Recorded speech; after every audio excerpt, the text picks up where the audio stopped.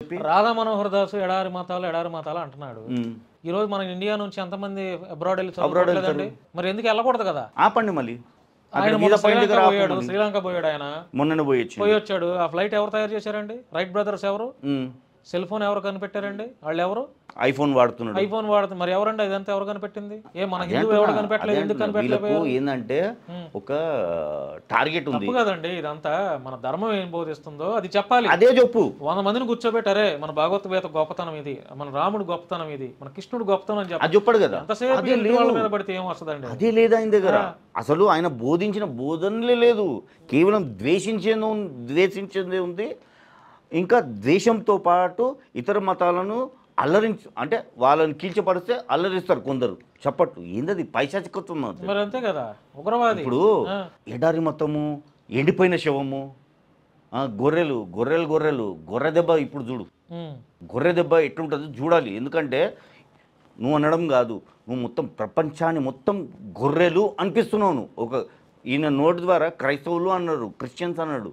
గొర్రెలు ఏందది? ఆ గొర్రెలు అంటున్నారు. మళ్ళీ మటన్ బిర్యానీ తింటారు కదా.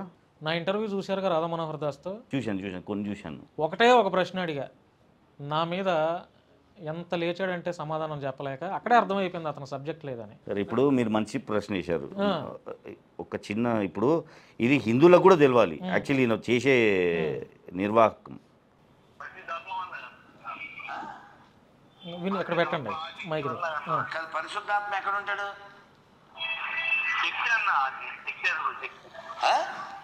బ్రహ్మ సరస్వతిని ఎలా చూపించాడు? బ్రహ్మ కూతురుని ఎలా పెళ్లి చేసుకున్నాడు? కాదు నాన్న, ఇప్పుడు బ్రహ్మను పూజించకపోయినా పర్లేదు. కాదు నాన్న, మోజెస్సు నువ్వు బ్రహ్మను పూజించక్కర్లే. నేను చెప్పా యేసుని నమ్మక్కర్లే. నువ్వు చెప్పు. నేను చెప్తున్నాను, ఇక్కడ ఆల్రెడీ నువ్వు పుల్లలు పెట్టావు. పూజించక్కర్లే కాదు, ఆయన బ్రహ్మని ఒక మాట అనేశాడు. నువ్వేం చేసావు? దీన్ని సోషల్ మీడియాలో పెట్టావు. నువ్వు బ్రహ్మదేవుణ్ణి పూజించక్కర్లేదు అంటున్నాడు. పూజించక్కర్లేదు కాదు. ముందు క్వశ్చన్ విన్నారా మీరు? బ్రహ్మదేవుడు కూతుర్ని ఎలా పెళ్లి చేసుకున్నాడు అని అడిగాడు. అంటే ఇది వివాదే కదా. అసలు నీకు అవసరమా ఇవన్నీ? ఇతను మాట్లాడబట్టే కదా వాళ్ళు కూడా మాట్లాడారు, గ్రంథాల్లోకి వచ్చి వెతుకుతున్నారు. బైబిల్ బొకడా బుక్ విక్టర్ గారు, you catch my point. Pattipati Victor గారు, బొకడా బైబిల్ రెండు వేరు. విక్టర్ ఈ పత్తిపాటి ఆయనకి ఆ పత్తి గింజకి ఏ సంబంధం లేదు. ఓకే, ఇప్పుడు ఆడెవడైతే వాళ్ళ నాన్నకి చివరి సెండ్ ఆఫ్ సరిగా ఇవ్వలేదో వాడిని దిగజార్చింది బొకడా బుక్ అనేది నా అభియోగం. ఇప్పుడు నా మాట్లాడండి మీరు. వెరీ గుడ్ సార్, చాలా మంచిగా మాట్లాడారు. ఖచ్చితంగా ఇలాగే మాట్లాడతా. చాలా మంచిగా మాట్లాడారు. బొకడా బైబిల్ 100% మీరు అనగా ఒప్పుకుందాం. ఈ బొకడా రామాయణం, బొకడా భగవద్గీతలు నమ్ముకొని వాడు ఆయన అనటం ఎందుకు, మళ్ళీ వాళ్ళు తిట్టించడం ఎందుకు? నువ్వు ఏం చేస్తున్నావు అంటే ఆ మతాన్ని తిట్టి నీ మతాన్ని కూడా తిట్టిస్తున్నావు. నీ హిందుత్వాన్ని తిట్టిస్తున్నావు. నువ్వు ఇక్కడ వీళ్ళని తిట్టక వాళ్ళతో పాటు నువ్వు హిందుత్వాన్ని కూడా తిట్టిస్తున్నావు. అంటే ఏంటిది నువ్వు చేసేది? హిందూ మతానికి అతను చీడపురుగే ఇతను. నేను అతను నా మతాన్ని తిట్టిండు అనే కాదు, నీ మతాన్ని కూడా నువ్వు తిట్టిస్తున్నావు.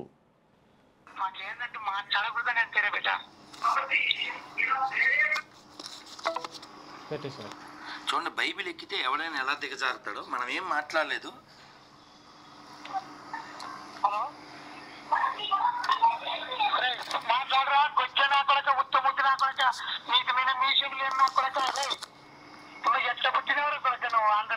నమస్కారం అండి సార్. నమస్తే అండి సార్. నమస్తే సార్. నమస్తే సార్. నమస్తే అండి. బైబిల్ లంజల పుస్తకం అని నాకు తెలుసు సార్. నేను నమస్తే చెప్తున్నాను. లేదు, సంస్కారం ఉన్న మనిషి ఇది. నీకు సంస్కారం ఉందా? నువ్వు పెద్ద మనిషివా? మత పెద్దవా? నువ్వు మా మతాన్ని అనుకోండి, మా మతాన్ని తిట్టించి నీ మతాన్ని కూడా తిట్టిస్తున్నావు. నీకు సంస్కారం ఉందా? నువ్వు అంత పెద్ద మనిషివా? నువ్వు మత పెద్దవా? మత బోధకుడువా? రోడ్ల పైకి వెళ్ళి నువ్వు మతాన్ని ప్రమోట్ చేస్తావా? ఇదేనా నువ్వు ప్రమోట్ చేసేది? క్వశ్చన్ ఏంటి మళ్ళీ చెప్పు. క్రైస్తవులు అంటే మీకు ఎందుకంత హేటు, క్రైస్తవులు మీకు ఎందుకంత హేటు అని అడుగుతున్నాను. రెండో దానికి ఆన్సర్ చెప్తా. మొదటిది క్రైస్తవులు అన్నావు కదా, ఎక్కడ ఉన్నారా అని అడుగుతున్నాను. క్రైస్తవులు అంటే ఇప్పుడు మన చుట్టూ తిరుగుతున్నారు మతం తీసుకున్న వాళ్ళు. వాళ్ళు 50-50 కాదు కదా నాన్న. వాళ్ళు క్రైస్తవులు ఎలా అవుతారు? నువ్వు క్రిస్టియనా, నువ్వు హిందువా? నేను హిందువుని. సో క్రిస్టియన్స్ అనేవాడు ఎవడు? ఏంటన్నా ఎందుకు అడుగుతానంటే ఫస్ట్ మా ఫ్రెండ్స్ దాని నుంచి చాలా మంది ఉన్నారండి గొర్రెలు 50-50 గళ్ళు. అదే మీ భాషలో కాదు కాదు, నేను అనుకోవడం కాదు నాన్న. ఇప్పుడు నువ్వు హిందువి, నువ్వు చెప్పుకున్నావు, దానికి తగ్గట్టు నీ పేరు ఉంది, నువ్వు ధైర్యంగా మీ అమ్మ నాన్న పేరు చెప్పుకోగలవు. ఏ క్రిస్టియన్ అన్నా వాళ్ళ అమ్మ నాన్న పేరు చెప్పుకోగలడా ధైర్యంగా? వాళ్ళ అమ్మ నాన్న పేరు ముష్టి బైబిల్లో చూపించగలడా? ఈ నీతి లేని ఎదవల్ని నేను వ్యతిరేకిస్తా. నువ్వు వాళ్ళని సపోర్ట్ చేస్తే నువ్వు కూడా వాళ్ళతో సమానం అయిపోతావు. కుక్క ఈడు కూడా గొర్రె. చూసిండ్రా, హిందూ ఫోన్ చేస్తే హిందూని కూడా తిడుతున్నాడు. నువ్వు వాళ్ళకి సపోర్ట్ చేస్తే నువ్వు కుక్క అంటున్నాడు. ఎవరిని? హిందూని.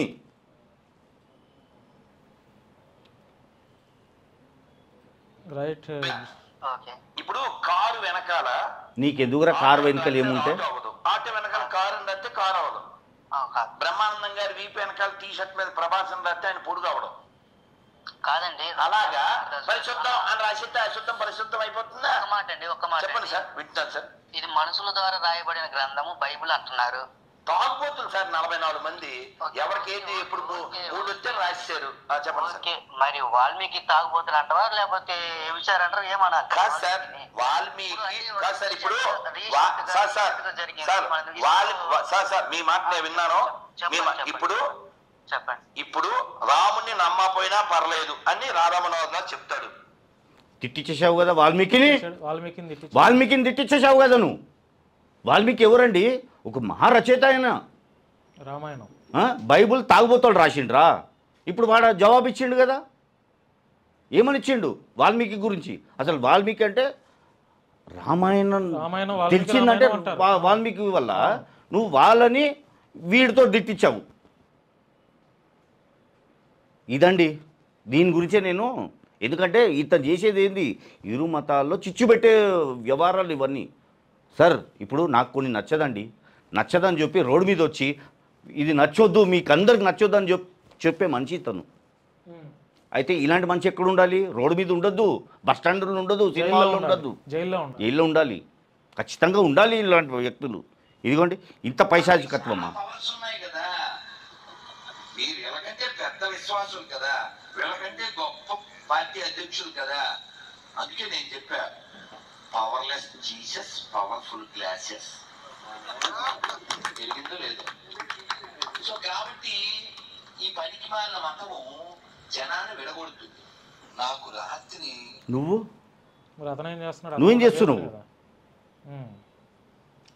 అవన్నీ యూట్యూబ్లో ఉన్నాయి సార్. ఇంకా చాలా మంది తెలుసు, చాలా మంది చూస్తున్నారు. మీరు చాలా తక్కువ. ఓకే, మీరు చేసింది అయితే మంచి పనే. కంప్లైంట్ ఇచ్చి మరి దాని తదుపరి రియాక్షన్ పోలీసు వారి నుంచి ఎలా ఉంటుందో ఏంటో తెలియదు.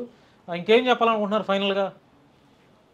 అందరికీ అన్ని మతాల వాళ్ళకి ఏం చెప్పాలనుకుంటున్నారు ఫైనల్గా? ఒకటేనండి, మీ మతాన్ని మీరు ఆచరించుకోండి. ఎంత గొప్పగా చేసుకుంటారు, ఎంత గొప్పగా ఆచరించుకుంటారు, తప్పు లేదు. ఇప్పుడు నా తల్లిదండ్రులు నేను ఎంత గొప్పగా రోజు వాళ్ళని క్రీటం పెట్టి కాలు కడుక్కుంటా.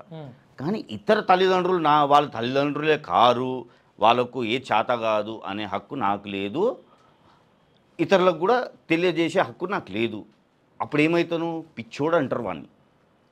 ఇతర తల్లిదండ్రులు కారు అనేవాడు పిచ్చోడు. అంటే ఇలాంటి పిచ్చోళ్ళు ఎక్కడ ఉండాలి? ఉంటే జైలు ఉండాలి, లేకపోతే ఎర్రగడ్డ. అంతే. వద్దు. మతాల మధ్య చిచ్చు పెట్టే మనుషులు రోడ్లపై ఉండొద్దు, రోడ్ల మీద ఉండొద్దు, ఎక్కడ పడితే అక్కడ ఉండొద్దు. ఈ వీలైతే ఇలాంటి గుడ్లలో కూడా రావద్దు. ఇల్లు బహిష్కరించాలి. గుడ్లలో కానీ ఇళ్లలో కానీ. ఇదా నువ్వు బోధించేది? సార్ ఇంకొకటి ఉంది, అది ఇంకొక కంప్లైంట్ ఇస్తున్నా. ఇవ్వండి. Okay sir, thank you Joseph గారు. సమాజం బాగుండాలని మీరు చేసిన ప్రయత్నానికి నేను కూడా ధన్యవాదాలు తెలియజేస్తున్నాను. ఇంకా ఉన్మాదుల్లాగా బిహేవ్ చేసే క్రైస్తవుల్లో కొంతమంది ఉన్నారు, హిందువుల్లో కొంతమంది ఆన్లైన్ బెగ్గర్స్ ఉన్నారు, క్రైస్తవుల్లో కూడా అన్ని మతాల్లో వాళ్ళని ఎవరైతే సమాజానికి లా అండ్ ఆర్డర్కి ప్రాబ్లం అయ్యేలా లా అండ్ ఆర్డర్ శాంతి భద్రతలకు ఎవడైతే విఘాతం కలిగించేలా వాడి వ్యాఖ్యలు ఉన్నాయో, అలా ప్రతి వ్యక్తి ఈవెన్ మీ నాతో సహా మీ యాక్షన్ నేను కూడా అండి. ఇప్పుడు మీరు నన్ను గ్రిల్ చేశారు, ఎక్కడ నోరు జారానా? అదుపులో ఉండాలి నోరు. ఏదో పిలిచారు, చెప్పేయండి మీరు చెప్పండి. ఇప్పుడు నన్ను కొందరు గురించి అడిగారు, నాకు అవసరం లేదు. అదుపులు ఉండాలి, ఏది మాట్లాడేటప్పుడు అదుపులు ఉండాలి. ఇతరు మనోభావాలు దెబ్బతీయకుండా మాట్లాడాలి, ఇతరులని టార్గెట్ చేయకుండా మాట్లాడాలి. ఇతరులని నేను ద్వేషిస్తాను, అందరికి హక్కు ఉంది, ద్వేషించే హక్కు ఉంది. కానీ ఆ ద్వేషాన్ని పెంచే హక్కు లేదు నాకు.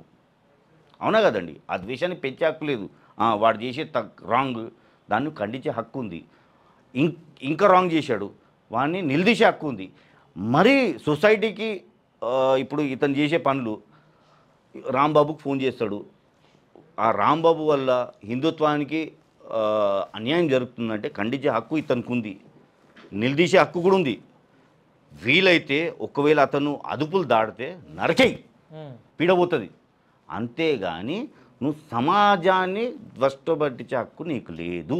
థ్యాంక్ యూ సార్, మీ విలువైన సమయాన్ని మాతో కేటాయించారు. మిగతా ఉన్మాదుల్లాగా బిహేవ్ చేసే వాళ్ళపైన కూడా ఆ మాత్రం ఈ మాత్రం ఆకలం లేకుండా వాడిపైన కూడా మీరు కంప్లైంట్ ఇలాగే ఇవ్వాలి.